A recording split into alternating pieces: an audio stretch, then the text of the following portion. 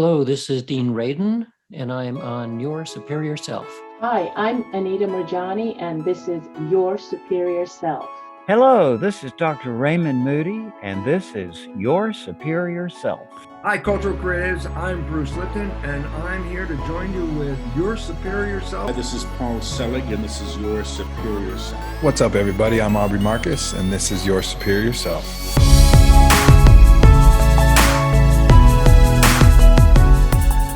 Hi, I'm Marie Diamond. I'm in Your Superior Self. Dame Marie Diamond. Dame. I think you're the first dame that I've ever had on this show. Can you explain to the folks that never heard that before, like what that is? Yes, it's the name when you are knighted for your charity work. So you can be knighted by a king or a queen, but you also can be knighted by the oldest organization that has still the right to knight for charity, and it's called the Hospital Knights. Mm-hmm. And so I am knighted for my charity work worldwide by the Order of the Hospital Knights. And so it's the only, I would say, non-religious or non-political organization that exists since 800. So it's like 1200 years old that, and for your great work for the world, you can get knighted. And if you're a woman, you'll get named Dame. And if you're a man, you get named Knight. So, Did you have that on your vision board? That's a good question. No, but I had on my vision board that I was here to enlighten more than 500 million people, that I really want to make a big impact in whatever way I could, if that was through my work or through my charity. So I think somehow it was in on my vision board, but I never expected to be recognized in a certain way for it. Mm-hmm. We'll talk about that, like vision board. We're talking about law of attraction. You have made an appearance in one of the most famous law of attraction videos out there, The Secret. How did you become aware of the law of attraction, and when did you find like a connection to that? Well, I was actually very young. I had a spiritual mentor very early on when I was like 7 that taught me how to meditate. And he was already explaining to me that if I would, imagine things that I could manifest, but how do you explain that to a young child? So he would actually ask me to draw anything I desired. And so for me in the beginning, it was just like, I wanted to have a happy family. I mean, I did not think about traveling or being in a movie or whatever, right? At that time, I just was like, I want a happy family. So I was drawing over and over again, the family, and with hearts and sunshine and all this, because we did not have that kind of family. It was a family with a lot of conflict in it. And so it didn't really manifest till, I think it was a little bit too generous or too general.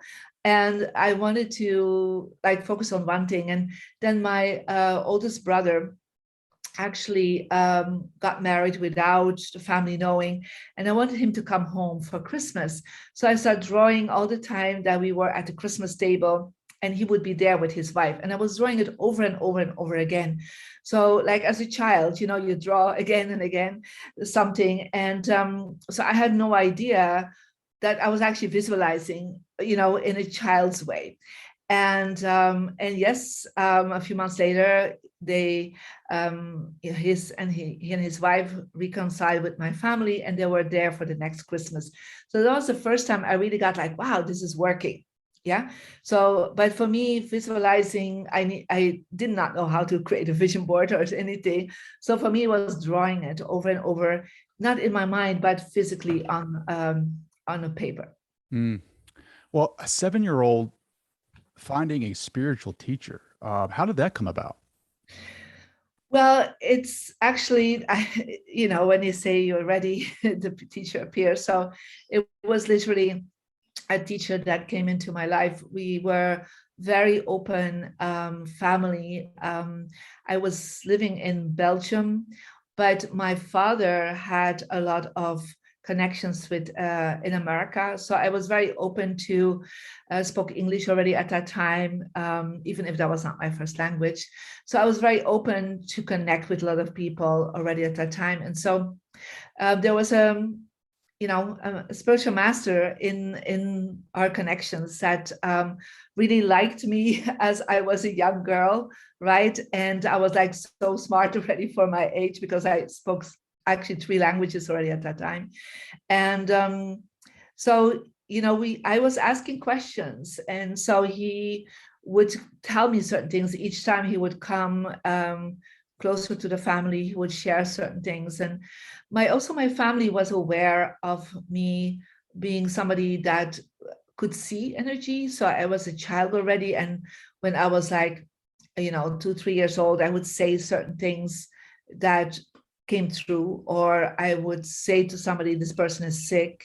I can see it in the energy field. So my parents, even though they were very Catholic, they were very open to this child that had a great intuition already at that time. So I do believe it was very early for my age, because at 30, I was already speaking and teaching. So I had to kind of start earlier than most people, I think.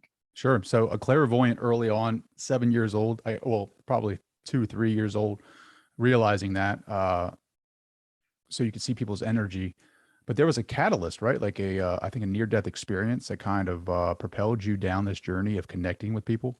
Yeah, it was. So when I was 15, I was, a high school student, right? And I was run over by a truck. And so they actually declared me dead. Thank God my mom was very close to the place where the accident was, and somebody went to warn her that I had an accident. It was like literally 300 meters from our house. And so she came and started screaming to say, you need to really revive her. But they already had put a blanket over me, like she's done, And as I was in the ambulance, I saw myself laying down and them working on me. And I saw my mother in the ambulance, and I was like, what is she doing here? Because I know I was by myself on my way back from school to home. And that is when I kind of left that experience, and I went to like all dimensions. I cannot explain differently than going with an airplane through all clouds, and then you kind of hit the beautiful sunshine, the blue sky, but this time it was just light. And there were beings of light. I cannot say it differently. It's like some would call it angels, others would call it masters. And I really got clearly the message that I had to go back, that I was here to enlighten more than 500 million people. And I had no idea what that meant at that time. So I came back after a few days out of coma, and that stuck to me. And from that day on, I asked every day to God, to the universe, I am here to enlighten more than 500 million people. Please show me how. Because I even had calculated if I would become 70, if I would become 80, and if I would change one person's life a day, how much people I would have reached. But of course, I didn't come to anything close on 100,000. So I thought there will be a different way. Yeah. And I remember I was a year of 17 when I had a dream that I saw myself like on screens, but the screens were as big as this. The screen was like as big as this and then bigger, but not like, super huge.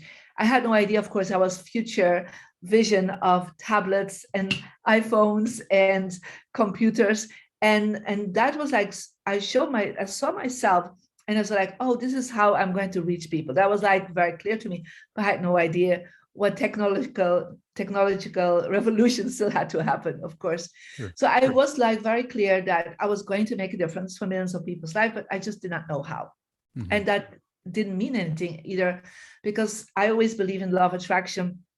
We can have the desire, we can have the vision, but we don't have to figure out the how. The how will come and unfold on our path. When you had that out of body experience, when they had the sheet over you, did you still have that awareness of your personality, the persona of Marie? Yes, I did. I was very clear still it was me, because I still remember I was like floating above my body in the ambulance, and the guy that was working on me, the ambulance guy, he had curly blonde hair and he had blue eyes. And I remember 15-year-old thinking, oh my God, he's so cute. I mean, that was in my brain. So I was like, still like, oh, Marie likes that boy that is there. So I would say that was definitely part of a personality. I just really still knew, even when I was on the other side, I still knew it was me. So I did not come together with a unity consciousness, that probably if I would have really passed on, that would have occurred. But I was still quite, I still knew it was me. Yes. Sure. What about the awareness of like being, of passing on, like death, like the idea, the concept? Were you aware of that concept? And like, was there any fear associated when you started having conversations with those higher beings? No, it was just like, oh, I just felt like I knew them, to be honest. It was like, oh, there you are. It was like, there was no fear. There was just peaceful energy, to be honest. And so for me, it was like having a conversation with you like, I don't know you, but I feel safe and good with talking to you. So for me, it was the same experience. Sure. Do we really not know each other? I feel like we all know each other. Probably we are. Probably. But, going back to that message of 500 million people you're going to touch. Yeah. Do you think that everyone has this type of mission or purpose in life? Like we have a mission here on Earth? I do believe that every human being has ultimately a mission. And the mission is probably to finalize their soul purpose. Yeah. And so that soul purpose can be many things. And it can be being an amazing mother and father for your children. It can be perhaps doing practicing the skill sets that you have. Perhaps it is affecting also a greater amount of people. I would say there can be many things, and they're all good because they all are about evolving. And so I do believe our purpose is all to experience our God self, our universal self, into that physical three-dimensional experience, and to evolve emotionally, physically, mentally, and for sure spiritually, to become a better version of you. I think that's ultimately a mission we all have. But how that is, I would say, addressed and how that is shared with the world, that will be different from person to person. I do also believe myself very much into reincarnation. So I do believe that I probably have a greater purpose, not greater, it's wrong, a greater impact. Purpose is all good, but a greater impact because I probably have done so much other things before, and that I was ready perhaps to be in the world and to share. And I remember when I was talking to my spiritual teacher, and I was saying, how can I reach 500 million people? He said, well, you have to be ready to become famous. And for me, that was like the last thing I wanted to become. I was like, I don't know, I'm not becoming famous. I just want to be, doing my work and having a great family. And he said, well, there will be no other way for you. Your name will be out there. And are you okay with that? And I said, I'm okay with that if it's for the greater good of humanity. I am not okay for it if it's just from my ego. So for me, doing my work and bringing my work forward is for the greater good of humanity and not for me. I'm totally happy being with my family and my children and relaxing and being in the world that just as a regular person. Sure, but apparently there's another purpose for me. Well, how do people make that, I guess, see the difference, right? How do you know that your desire is coming from a higher power or a powerful, meaningful pull, right? As opposed to being an ego created desire, right? Like, I know there's a difference, right? Like, how do people differentiate between the two? Well, for me, for example, for me, it was quite clear because it came from out of the near-death experience. I never had that desire personally to enlighten more than 500 million people, right? My personal desire at that time was to be a great dancer. That was actually what I wanted to be. Or I also wanted to perhaps become a space engineer. That was like my two things I desired at that time. So to be honest, I never had that experience. So I do believe when people take time to meditate, to do prayers, to take time to listen to their inner voice, the voice of light and love in themselves, that is, then they can listen and hear what is that greater purpose, that soul purpose. I do believe it's in the silence that we can find it. It's in the being in a higher vibration that we can find it. And also a higher purpose or a soul purpose is always about making a difference, or helping people, or uplifting the planet, or something beyond yourself. When it is a desire, and we can have that, and at the same time, we can have desires from the ego, perhaps a desire to go and visit a certain place, or to meet somebody that is very, important to you, or, you can have also these desires, and they're all okay. Sometimes people think, oh, they're not okay because they're not connected with my soul.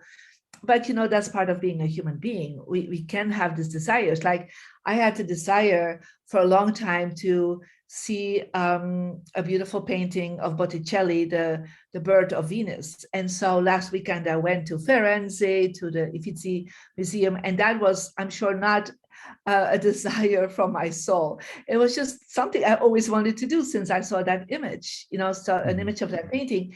And so by being there, I just felt so great to see that. Was that the desire of my soul?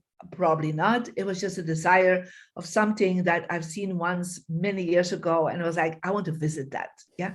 So that is something that pleases you. That desire is to experience you as a human being. Yeah, and enjoy your life. Yeah. And that is all perfect to have that. Yeah. But there are, I would say, desires coming from your soul, but they're always about making a difference, creating an exponential impact beyond yourself. I think that's the two difference. Yeah. I love that. You have created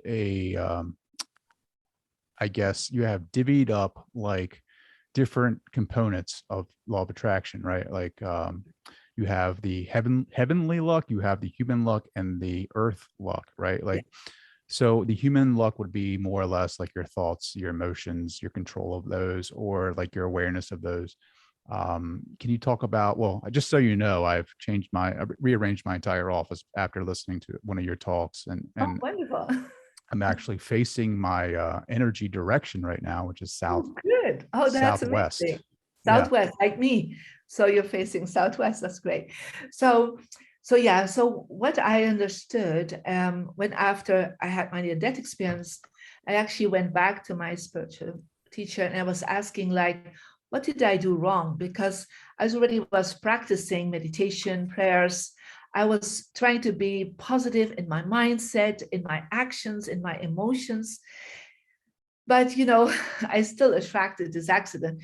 And so he then explained that I had what we call bad Feng Shui, and that it was my environmental luck that was really affecting me. And so later on, when I started studying Feng Shui, my physical grandmaster, he told me that there are 3 parts of creation, or what we would call 3 parts of law of attraction. And so the first part is called the heavenly luck. And that's, everybody has heavenly luck. When you come on this planet and you get talents, you have skills, you have attracted a certain family. So we already have what I call the law of attraction as a little package when we are born. But, some people don't really have that great heavenly luck either. So right now, if you would be born in a city in war zone, your heavenly luck is not so great. Now, it doesn't mean it cannot change, but the startup was not so great. Yeah. And some of you will say, well, I had certain parents. That was not a great start, having such a parents, right? So that is, we say, responsible for your destiny. Your karma is included in that. And that is about 33.3% of your outcome. Yeah. So people are born with a certain, I would say, story, law of attraction story that they are unfolding. Yeah. And some people only unfold that story and they don't pay attention to the rest. Yeah.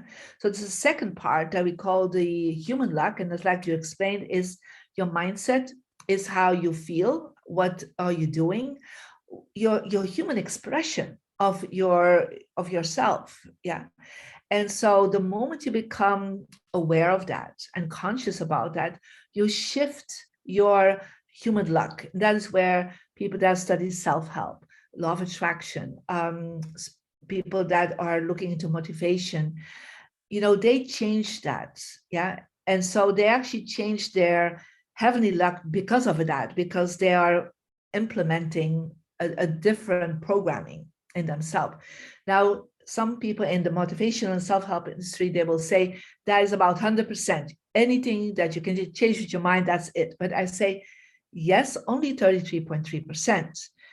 And then there's a last part that I started figuring out when I was 15, and it's called your environment. And that is where about 4,000 years ago, the Feng Shui masters in China started understanding that the environment is as influential on us, where we sleep, where we live, where we work, on our mindsets, on our emotions, and on how we process things.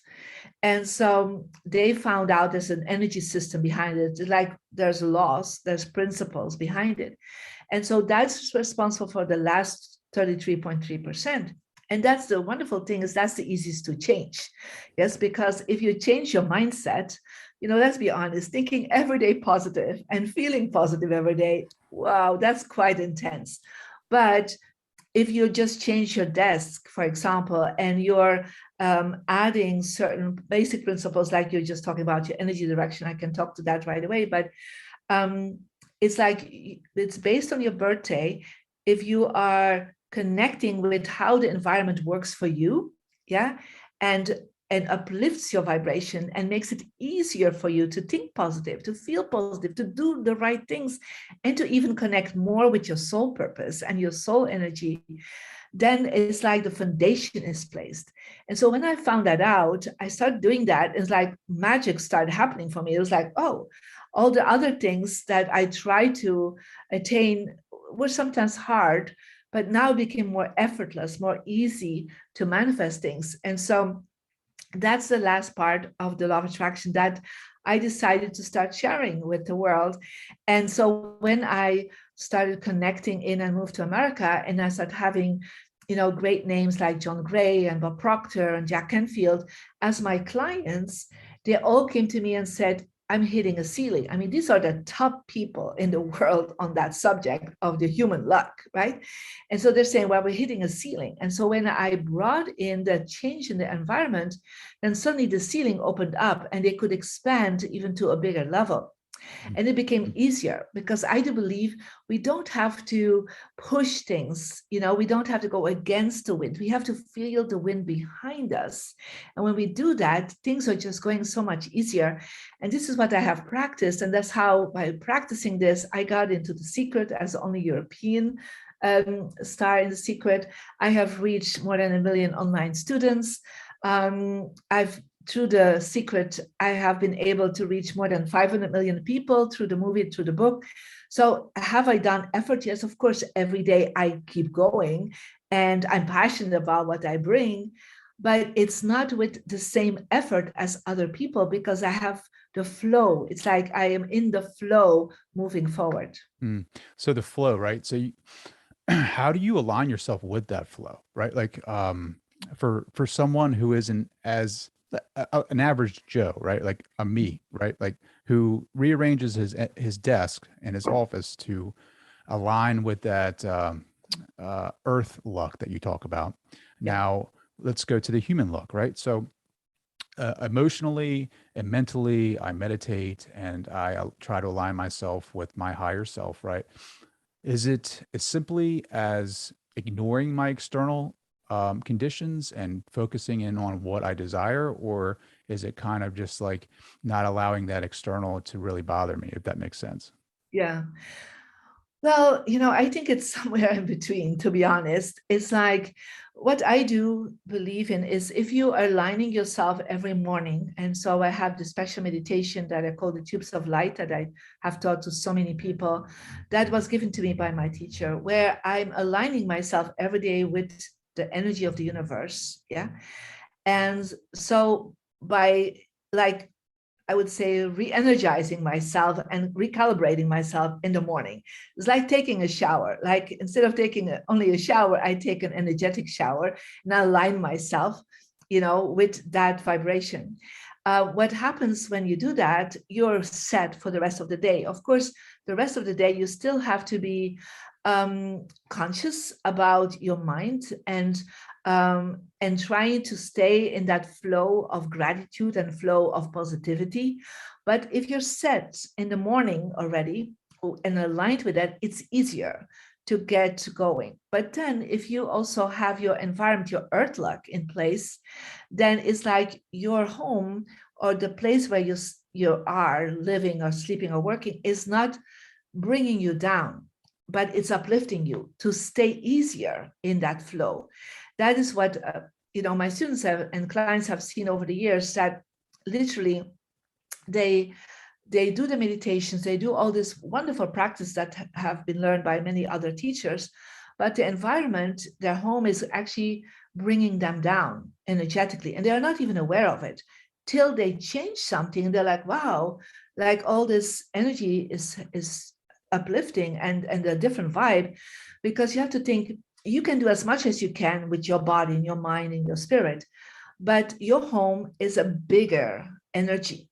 It's bigger because it's physically bigger, right? And so anything that's around you, the position in your place, the images that you have around you, the colors that you have around you, is all affecting you subconsciously, nonstop, 24 hours a day. While you perhaps with your meditations and your positive thinking are working on it 5-10 minutes, perhaps here and there during the day. But if your environment is thinking with you, is feeling with you, is supporting you together to uplift you 24 hours a day, when you sleep, when you work, when you live, have a social life, then there's such a strength that comes out, because you are constantly in the flow. And the story that you have in your mind is aligned with the story in your home. And it's not resisting, it's not telling a different story. Because a lot of times I come in somebody's home and say, what do you want? And I said, this is my desires. And I said, this is never going to happen in this house, because the way you have put things around you is telling a total different story. It's actually even contradicting it. Yeah. And so who do you think will win, your house or your mind? Your house has a bigger mind than you. Mm-hmm. Was it clutter? Is it like particular items that kind of go against your desire? Or is it just, is it order? Like, how can people determine whether or not, if they don't have the luxury of having Marie Diamond come into their home, what can they look around in their immediate area and say, all right, well, these are the things I need to change right now? Yeah. So there are several steps that I always suggest for people, right? So the first step is you need to create space. Yeah. Space in your environment. So decluttering is the first step. Yeah. Because everything that's around you is affecting you subconsciously. So if you have clutter and chaos, then don't be surprised you have a lack of focus, a lack of clarity, and you have chaos in your mind and in your heart. So always clean up things as much as you can, and start with the bedroom, start with your workspace, start with your living room. This is like the first things that you always try to let go of things. As you let go of things, your surrender, the flow to the surrender will start happening. That's the first step. The second step is, we always say you need to be in what we call a power position. Yeah? A power position means that you are in the ability to see the flow coming towards you. And the flow always comes with people. And so if you're in your space where you are right now, I think you rearrange things so you could see the door. Is that correct, Trey? Well, my desk is weird. So it's an L shape, right? So if I sit at the main desk, I'm looking out my door, right? But if I'm facing you, I'm looking out my window, which is southwest. Okay. So the first step we always want to do is see the door. Yeah, as much as we can. So even if it's in the peripheral view, so we have that view that we can do this and we can see it. Yeah. So when we see the door, literally our brainwaves changes and we go in what we call alpha brainwave. When we're in alpha, we're more inspired. We have more solution-driven focus. When we are with our back to the door, like we would literally turn around and I sit with the back to the door, then our brain goes into a beta. And in beta, we're more fear-based, we see more the problems, and we're not seeing the solutions. So our brain shifts. This is, things we have tested out. And with encephalograms, that just that simple change, like always sit yourself up that you see the door as much as you can, even if it's a little bit to the side. Yeah. Mhm. So, but you don't have to like turn around completely. Yeah. That would be really wrong. The second thing, once you are doing that, and you're doing that when you are, each time you're awake, yeah, like at your desk, if you have meetings, always make sure you see the people coming into the space that you are in. And people don't go through the windows, yeah? So people, you really come in through the doors. Even if nobody visits you, you still position yourself this way. You also want to make sure there's space in front of you, yeah? So just even, for example, at your desk, I can sit somebody on the other side of my desk, even if there's nobody there, but in this virtual world, you are on the other side of my desk talking to me. Yeah. Mm-hmm. So it's like you're setting yourself up as what I call the king or the queen of your space. Yeah. Just doing that, I have seen amazing shifts happening in people's life, financially, career-wise. So just by changing this around, they feel more in control over the flow of life. Third step is that is to find out your energy number. So you can actually go to the App Store or the Google Store and download my free Mary Diamond app. And this actually on App Store, there's already an app. The new app is already up there, and the Google follows in a few days. And so what you have is that you will be able to put in your birthday. So you put in your birthday and you put in your birth gender. It's connected with the DNA of the body. And so you put in these two things and it starts calculating. And when you calculate, then you'll get a number. So for example, I'm in energy number 5. Yeah. You're probably energy number 8. Yeah. Okay. So that means we have southwest as our strongest direction. You will get a compass. And this is the compass. Yeah. And so each compass, you will see that you get based on your calculation, there is a success direction. For you, that's southwest. That for somebody else can be east or north or northeast. You have a relationship direction, a health direction, and a wisdom direction. Yeah. So what people do, they hold the compass in the center of the room that they want to look at, like your office, your living room, your bedroom. These are the 3 major ones that I always want, because that's where you spend the most of the time. You don't check your kitchen or your bathroom. You are not staying there all the time. Yeah. And so then you hold and see if, as you're in a power position, if you could also face one of these directions. Yeah. So you cannot always do it perfectly because the way things are built, right?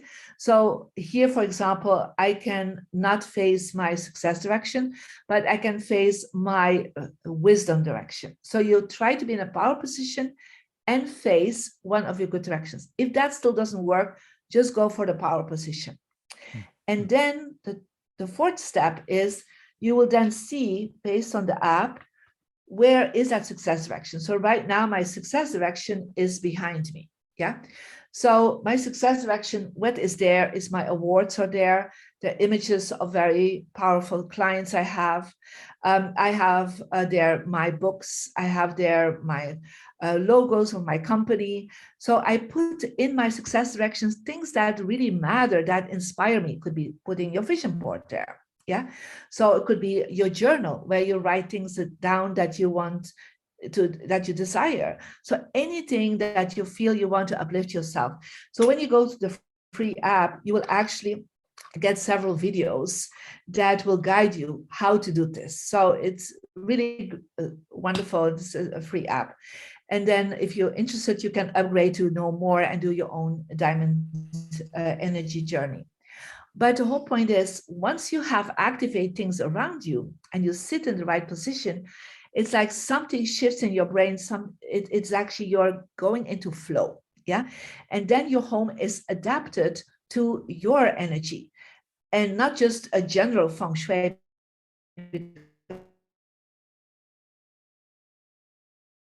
That energy that you have.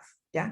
And once you start doing that, it's like even in meditation, if you're meditating, my they know students or do prayers or rituals or whatever you're focusing on qigong or tai chi or yoga, you always want to look at, when your eyes are open, you look at one of your good directions. Yeah.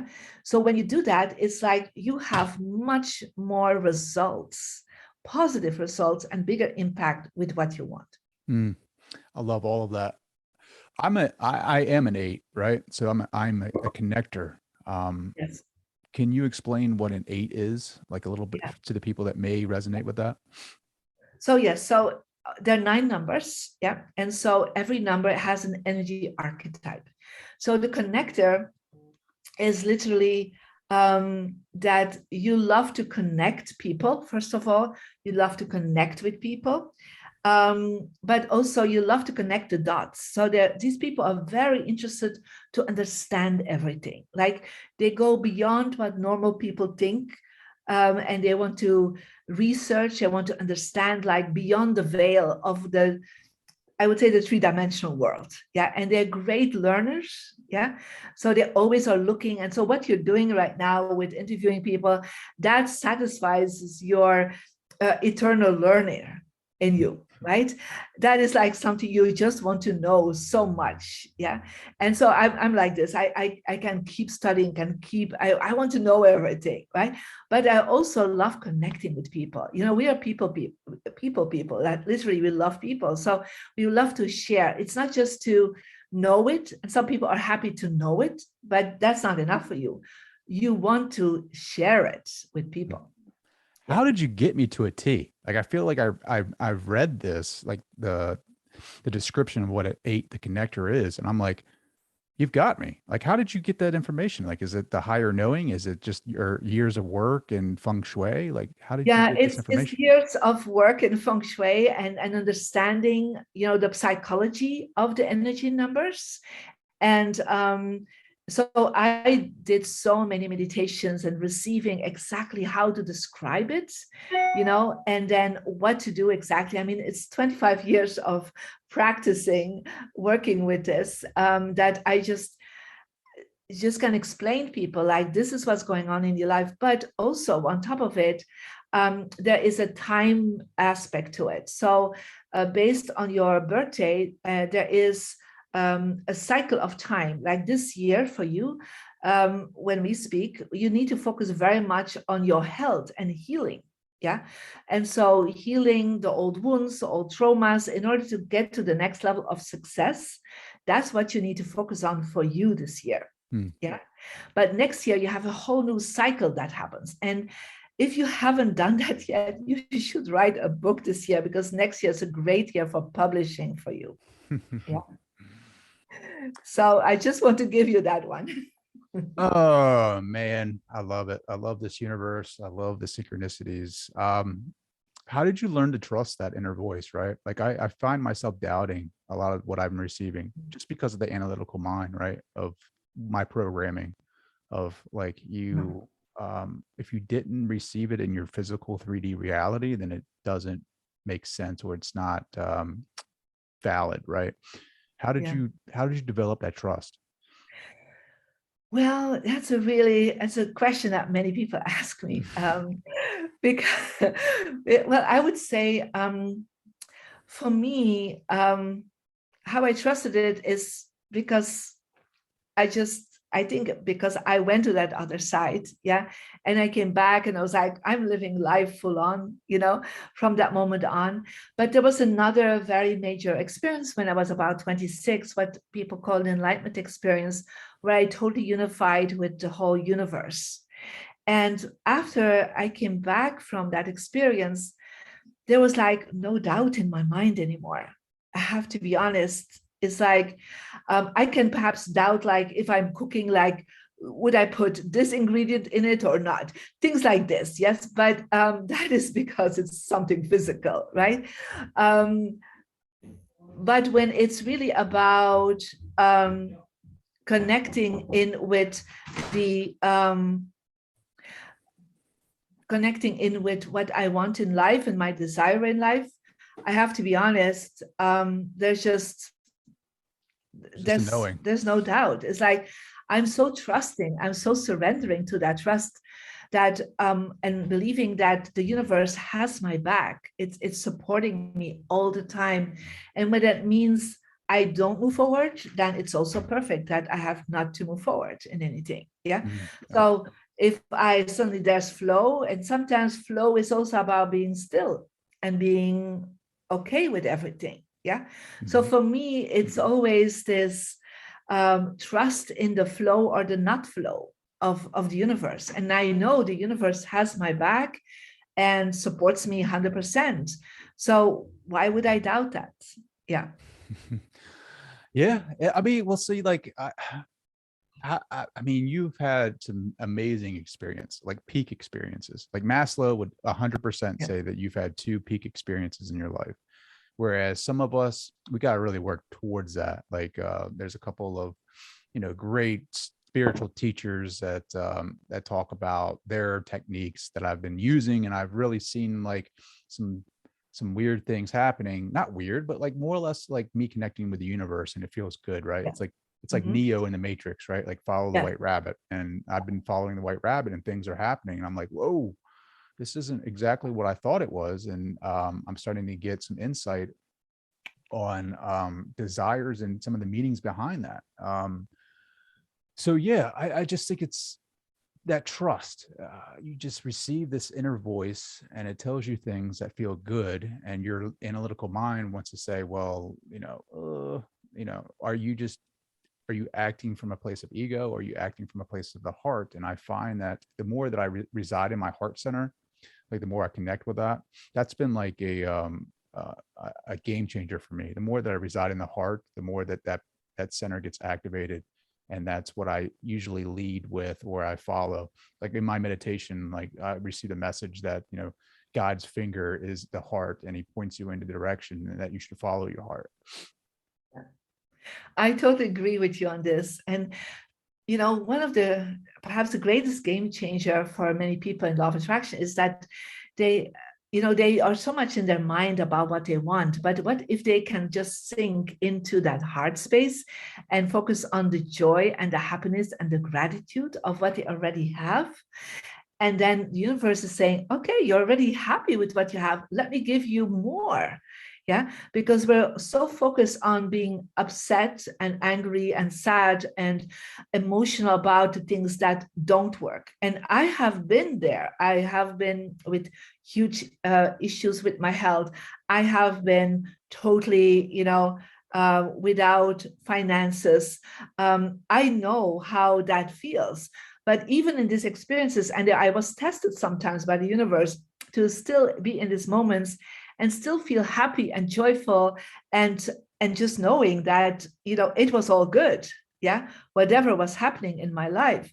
And so I think that is very important to look into that.